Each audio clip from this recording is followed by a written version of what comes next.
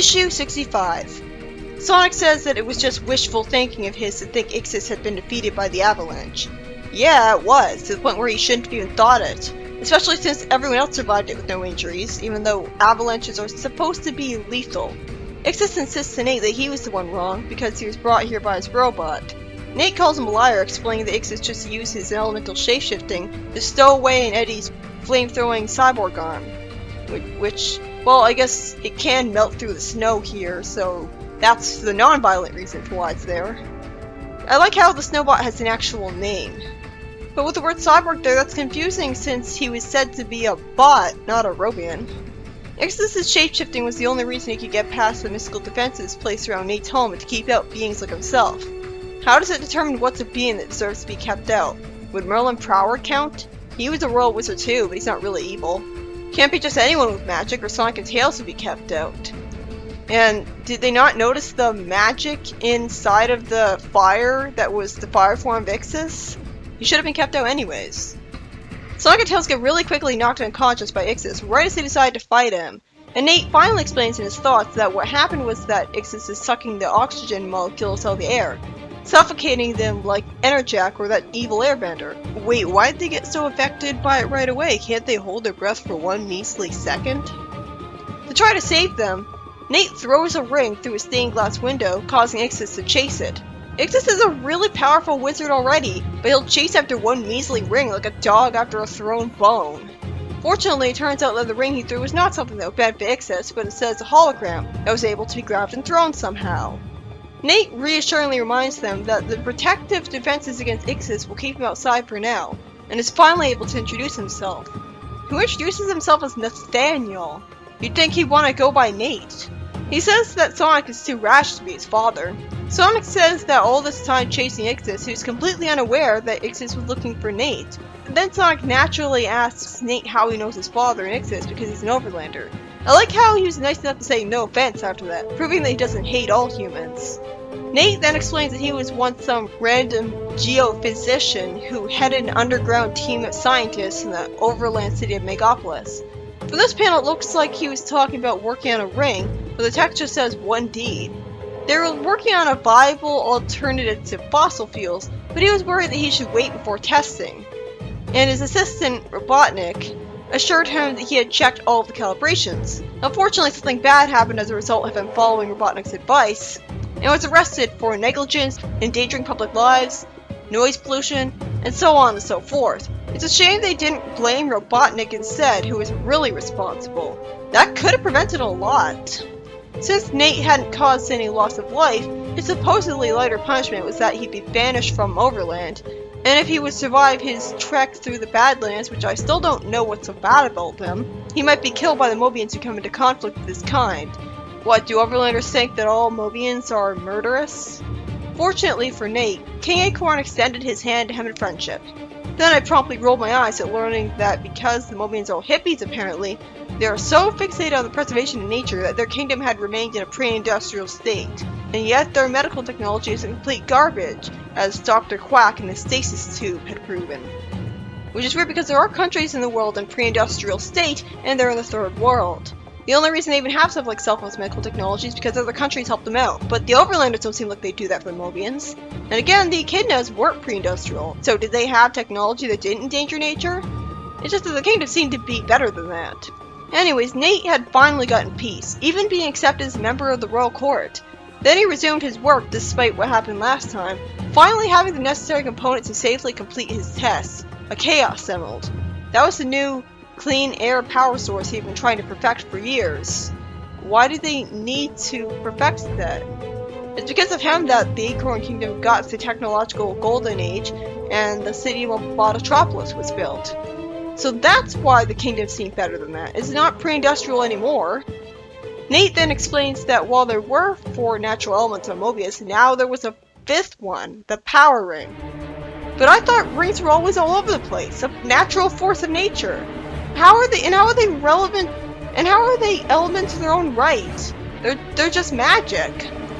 Nate was hailed as a hero for what he did, and later watched with pride as the young Prince Maximilian was crowned.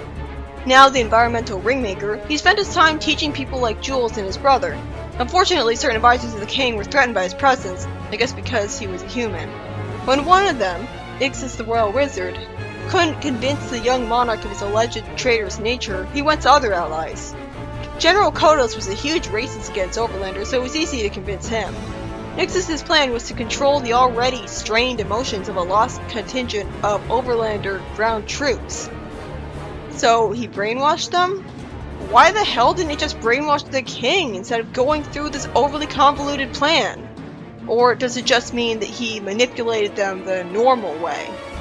That would be kinda underwhelming for a wizard. But wait, why would the humans wouldn't listen to him because he's not a human, so why would they allow him to manipulate them normally? Kodos, some troops, and Nate would run into the lost soldiers while performing an environmental survey of the Great Forest.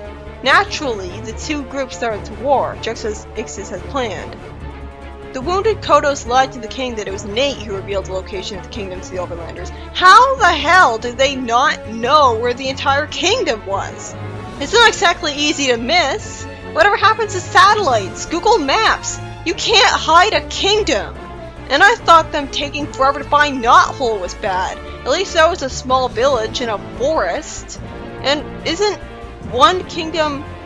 like, I thought Megapolis was supposed to be technologically advanced. Why wouldn't it... What? Kodos and Nate were the only survivors of the skirmish.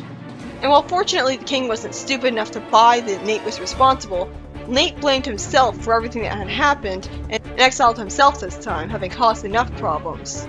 By sheer accident, he had stumbled down the hollow stump of a tree, but decided not to live in the underground grotto, hidden valley of Knothole.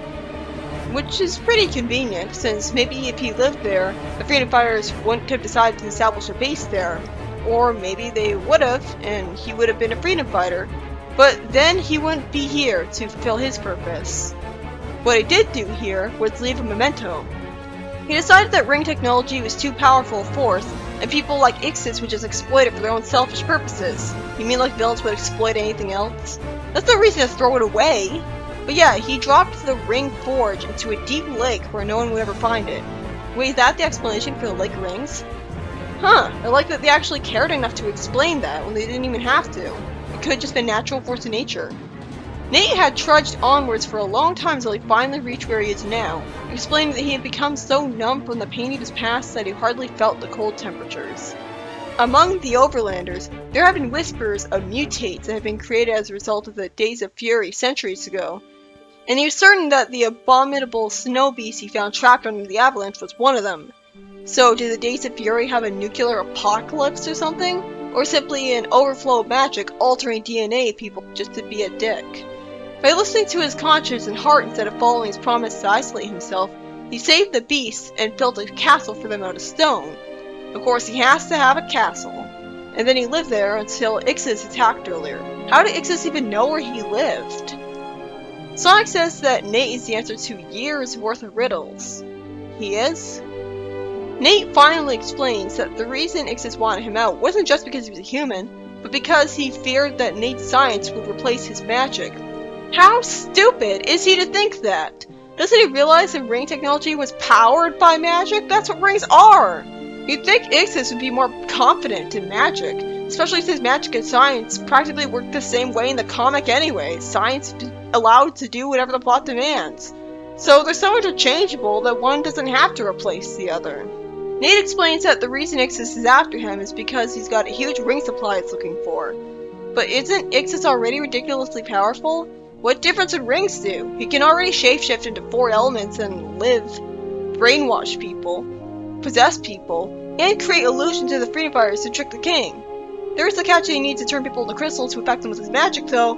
Oh wait, he manipulated some Overlanders even though he's not a human like them. Never mind. It's no more logical than a millionaire still trying to get money, I guess. It's stupid, but still human nature to always want more. Now for the backup story. In a building close to what used to be Robotnik's command center, Dulcie talks to Amy Rhodes, who shows her what she's found after a gag about how Dulcie's too big to go into the room to see it, which makes sense. After some light bickering that shows they have a chemistry together as friends, which is a little charming, I guess, Amy explains that she found a book about a storyteller who could work wonders with his words and pictures. A complete set of his stories were donated to the Mobototropolis Library, and despite Dulcie saying that Eggman probably trashed them for no reason, like, I don't know, I guess Eggman has an irrational hatred of books, or erupts into allergic reaction every time he sees them. Despite Dulcie saying that, Amy is positive enough to be determined to find them anyways, complimenting that everyone's been so focused on rebuilding the city that they haven't had the time to consider if anything survived might be fun. So she's positive and fun-loving, like Sonic. It's really a breath of fresh air to see a story about Amy showing off a real personality outside of her love for Sonic. She's really likable so far, even if the story feels pointless. Of course, Dulcie pulls out another bullshit power, saying that dragons, in addition to being living lie detectors, being unable to lie, and being able to be warped to Sonic if he calls them with a supernatural whistle, dragons, in addition to all that, also have a perfect sense of direction. Well, okay, there are actually birds in the real world who always know which way is north because of some sort of thing with the magnetic pole. I think it's doves, actually. So her knowing which way is north is as simple as feeling a little tingling in her ankle every time she faces it. I heard of a guy who got perfect sense of direction by making that possible for him with a little anklet. So at the very least, of all her unique dragon powers, this is the most believable one, having a basis in science. But it just looks bad when put on top of everything else, when she's already overpowered enough, and the ability comes out of nowhere. I mean, I guess it does explain why Dulcie was able to bring Sonic to Angel Island so easily. The worst part is that they find the library still standing, so they didn't even have to have that power. They could have just found it.